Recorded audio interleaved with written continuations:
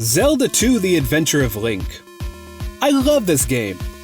It's Link's most adventuresome adventure yet. But the game's reputation fares worse and worse as time goes on. If you've played it, you already know why. The game is hard. Ness hard.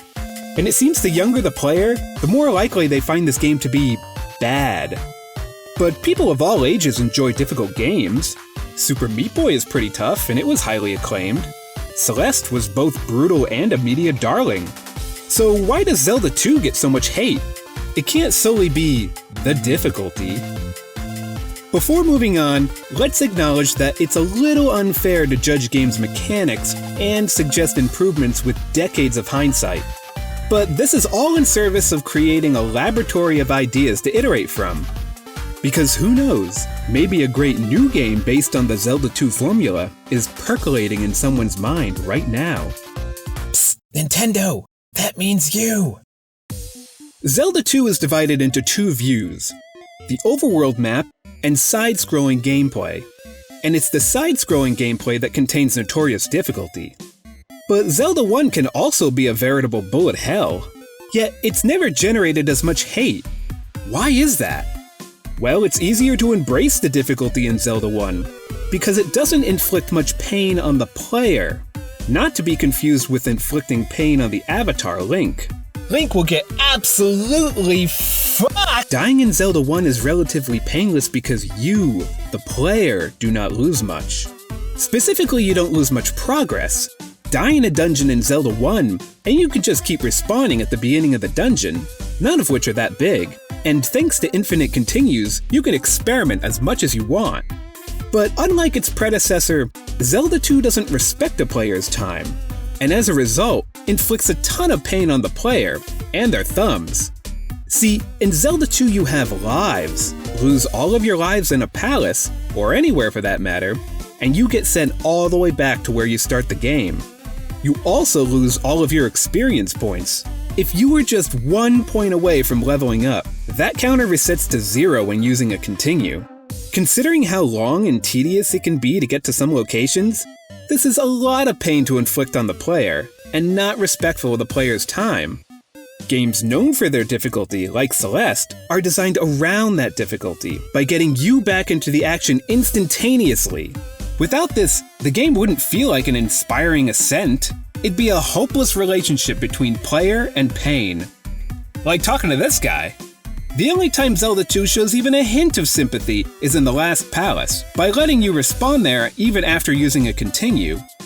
Nintendo must have finally heard the screams of the playtesters. There's so much not falling into pits. Not bad. It's battle after battle. Weenie sword. So, what else could the game have done to show the player some mercy? For starters, they could remove lives, lessen bounce back that frequently causes pitfalls, make spells less expensive, and make your tiny sword and your tiny sword laser actually useful. I swear, this doesn't usually happen.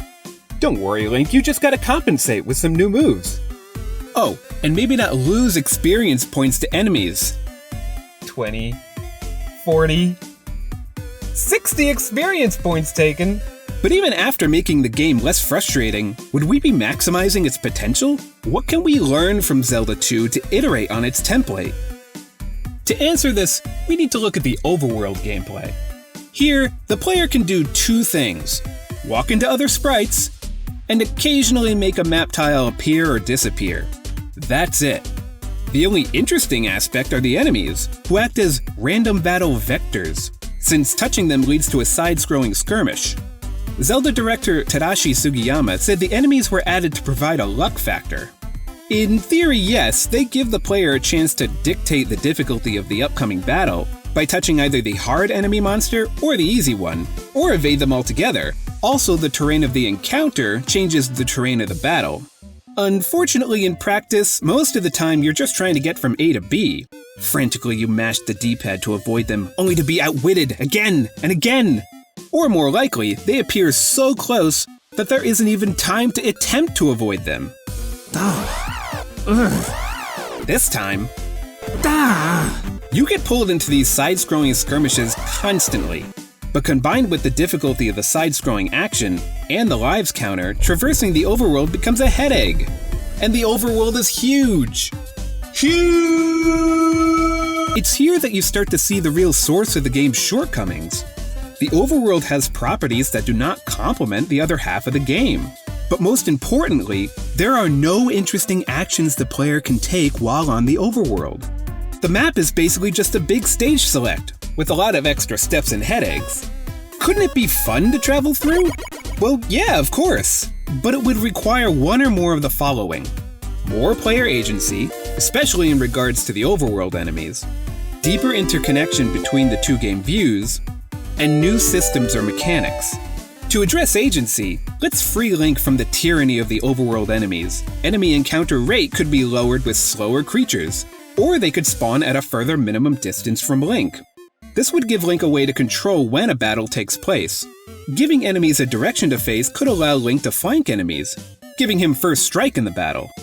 This would improve player agency, but remember, there's a whole other type of gameplay the overworld can interact with. So let's address game view interconnection by looking at the game Actraiser on the Super Nintendo. It's just like Zelda 2 in that it has side-scrolling action with an overworld map. But on the overworld map, you can do so much more. You can shoot enemies. You can also shape the land. Not only that, but what you do on the overworld can power up your side-scrolling character. This is an example of a game that took the idea of an overworld and gave it a life of its own, making it equally as fun as its side-scrolling gameplay, while connecting the two. In Zelda 2, items are the only things that really connect the two game views. There's the hammer, which you find in the palace but used to remove roadblocks on the overworld, and the flute is basically the same thing when it removes a tile of an enemy blocking your path and reveals some location tiles. The game would have benefited from more items to use on the map. Like, what if there was a hand telescope that allows you to spot overworld enemies from further away? How about a mount to help you avoid overworld enemies and get from A to B faster? What if Link could find a bow and arrow in a palace, and use it to soften up or fend off overworld enemies before entering a battle? But items found in the side-scrolling could now essentially power up Link on the overworld, and connect the health of the overworld enemies to their side-scrolling counterparts. Mario 3 is a good example of a platformer with an overworld that's also nothing more than a transportation hub. But its maps are not nearly as big. There's a very limited form of random battle, and your avatar moves super fast on a track. There may not be a lot to do on the overworld map, but you don't need a lot to do there because you don't spend a lot of time there. In Zelda 2, you spend a ton of accumulated time on the map, and you basically have the same actions as Mario 3's tiny maps. You walk, and you play the flute. Not only is there not a lot to do, but nothing you can do on the overworld really matters. What if you could really help the people of Hyrule and feel it as a player? I mean, this woman straight up says she's thirsty, and you know the pickings are slim here in East Hyrule. This guy needs to work on his pickup lines. But seriously, how about elemental spells like a rain spell that can make a dusty town prosperous? Maybe townsfolk then build out roads that make Link both faster and safer, since monsters don't appear when on a road. A mechanic for saving towns in different ways would make you, as a player, feel like a hero, by connecting player actions to the lowering of player pain, while also connecting the player to the inhabitants of Hyrule. So then they can do more than just give you a hint or say, "I know nothing." Oh, you know something, and there'll be no rain till you spill. There's another game released way later that can add to the conversation. Breath of the Wild's popularity relies heavily on it being a systemic game, where many different game systems like weather and item materials such as metal or wood influence each other, allowing the player to come up with unique solutions to problems, like putting on lightning-proof armor in a storm and waiting for enemies to get electrocuted. We can see how systemic gaming could be applied to the Zelda 1 formula, since Breath of the Wild's early prototype of these systems used Zelda 1 graphics. So how could this apply to Zelda 2? Well, on the overworld, of course. A new game with Zelda 2's template could also have weather systems, movable objects, and destructible terrain, all while keeping the side-scrolling action view. Now, we're probably outside what was possible in 1986 when the game was developed, but let's run with it. What if there were huge boss-like enemies traveling on the overworld? Miyamoto himself said he wished the game had bigger, badder enemies. Maybe if you touch one, a really difficult side-scrolling boss fight ensues. But similar to Breath of the Wild, you can lure it into a storm that occasionally appears on the land that either kills it or gives you a huge leg up in the side-scrolling battle, or give it a fate worse than death and send it all the way back to the beginning. The overworld itself could be the breathing entity, with changing game states that the player can interact with on the fly. These interactions could serve to make the side-scrolling battles more interesting too, by flanking, scaring, trapping, drowning, and otherwise undermining the game's dangerous enemies before a battle. So Zelda 2 could still have difficult side-scrolling, but only if you're not taking advantage of the opportunities on the overworld to make the enemies fight on your terms. Now that would make the overworld fun.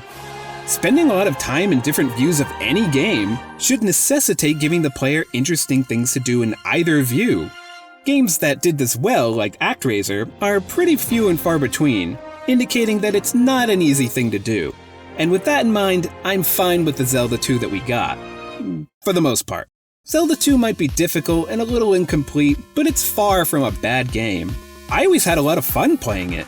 But most importantly, its shortcomings and the controversy they create make a great case study for iterating on the template it left behind. Maybe in the future, we'll all enjoy a modern game, maybe even a modern Zelda game, that takes the ideas in the maligned Zelda 2 and makes something truly amazing.